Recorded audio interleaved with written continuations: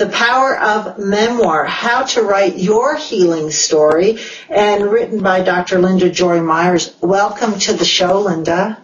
Thank you so much, Michelle. Great to be here. Tell me why the story is a healing story. Is it always healing to write our own story?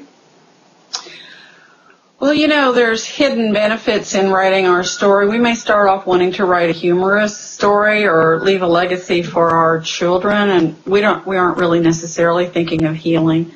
But the act of writing leads us into pathways of reflection about our lives, about who we have been, where we've come from, the legacies that were left us. And this sort of reflective voice starts to kind of capture our attention as we write, even no matter if it's funny or whatever.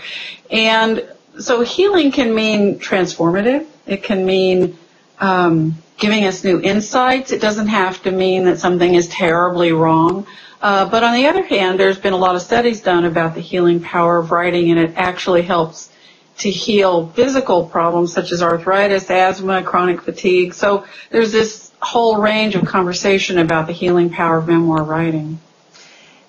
Now, lots of people want to write a memoir. Do you suggest that most people actually go through the process of publishing the memoir?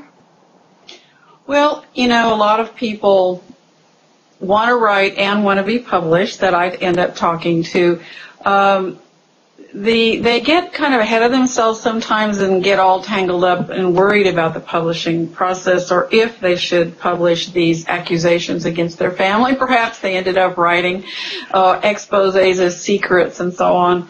I just tell people to write that first draft from your heart, tell all the truths that you have to tell, that you need to tell, and after that draft is done, then see where you are emotionally. Do you want to go ahead and try to get an agent and work for a couple of years to get it published to a larger audience? Or do you want to give it to your family? Or do you want to just say, hey, I just wrote this, I stand behind it, it helped me, I'm done. So I help people sort out what they feel they would like to do. I imagine that's really valuable because, you know, I've read some memoirs that are extremely powerful and you're just riveted, but I've also read a couple in my life. It's like, oh, you know, it's not something that I'd necessarily recommend. And so you can help people sort through that after they've written it. And maybe there's a story there, but it just needs a rewrite to make a good, compelling memoir for someone else to pick up and read. Well, a lot of memoir writers kind of get in a hurry, and they get the first draft out, and they go, wow, that was a lot of work, I'm done now. And the thing about writing is that it's a lot of work, and it's pleasurable at times, a lot of the time, but not always. And I just recommend that people slow down, be willing. If you want to get a book published, you have to learn what a professional writer is all about. You need to learn how to use fictional tools to write good scenes. You need to learn the techniques of writing. You need to learn about the process of creation of any art. Because in the end, if you're translating memories into a book, you're actually creating an art form. And I think that people maybe, don't realize that or don't think about it that way. So I help people hold their vision and stay with themselves while they prepare then eventually to, open out into the world. Now, that's such great advice because so many people write about nothing and it can be totally compelling, because it's the writing underneath that makes it compelling. So it doesn't matter if you're writing about toast or your life story. If you're a great writer, that's going to come through. And so I love how you're sharing to get some of those tools to become a great writer if you want to go ahead and publish and have a compelling book for millions to buy and read, right? Well, I'd like to add that it's fun to become a compelling writer for yourself because there's something you can get into learning about poetry, learning about metaphor and simile and language, and every draft you write will be a little bit different language, a little bit of a different feeling, and you start to feel like you are really capturing the memories better and better the better you learn how to write. So even if you don't publish it, But most people do want to share their memoir once they get going with it. A lot of times that's the reason that people are writing, is because they feel like they have an important story that will benefit others, that other people might learn from, and so on. Even if it is only the family, we still want the family to enjoy the story. So there's real value in just learning, and I believe in education no matter how old we are. So I encourage people to sign up for classes somewhere and learn more. What's the difference between an autobiography and a memoir? Well, those terms are used interchangeably a lot, but the way that we are looking at memoir and publishers are looking at memoir these days is that a memoir is a focused, theme-based story about particular things, like maybe how I got over an illness and how other people can learn about that process, or how people recovered from some kind of abuse, or how they, like Mary Karr wrote Lit. She wrote a series of 3 memoirs, but her last one was about how she recovered both from her childhood and falling into alcoholism. And she, just to use her as an example, she threw away 2,000 or 3,000 pages that she didn't feel worked. Whoa, and that's a lot she just of pages. kept writing, and trying to find the right voice, trying to find it. And so it's a really good example. I mean, she eventually really did, and it's just an example of the process that we need to go through.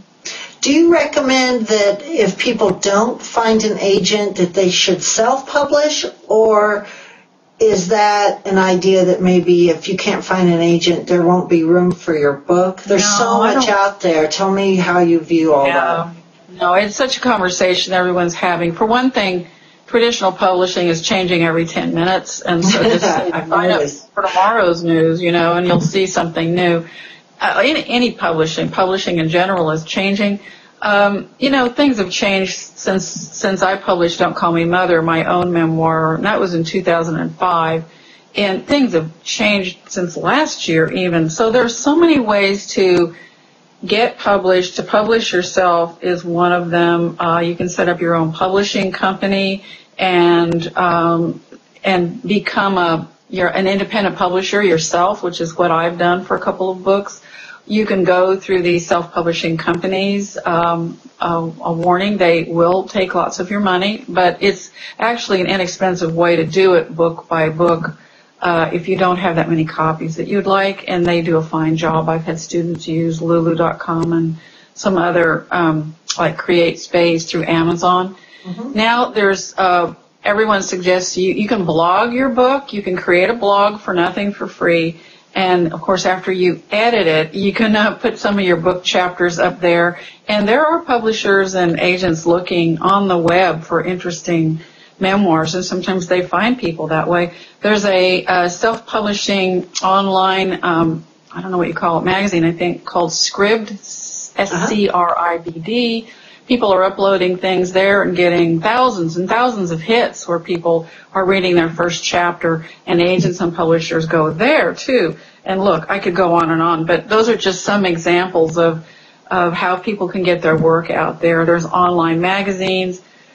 Just keep writing. If you love to write and you have an important story to tell, you really have to stand behind it and be passionate and, look for support, look for classes. Of course, I'm the president of the National Association of Memoir Writers, and we set up ways to help support memoir writers. And there's lots of organizations and groups out there.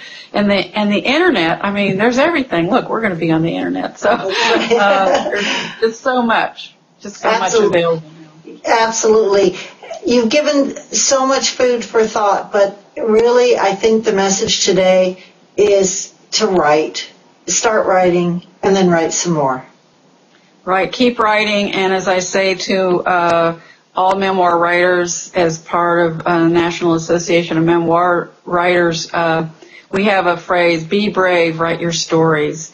It's an act of bravery, it's an act of creativity, and really there's just so many people are hungry for your story, what happened to you. People really want to know. So just pick up the pen and write.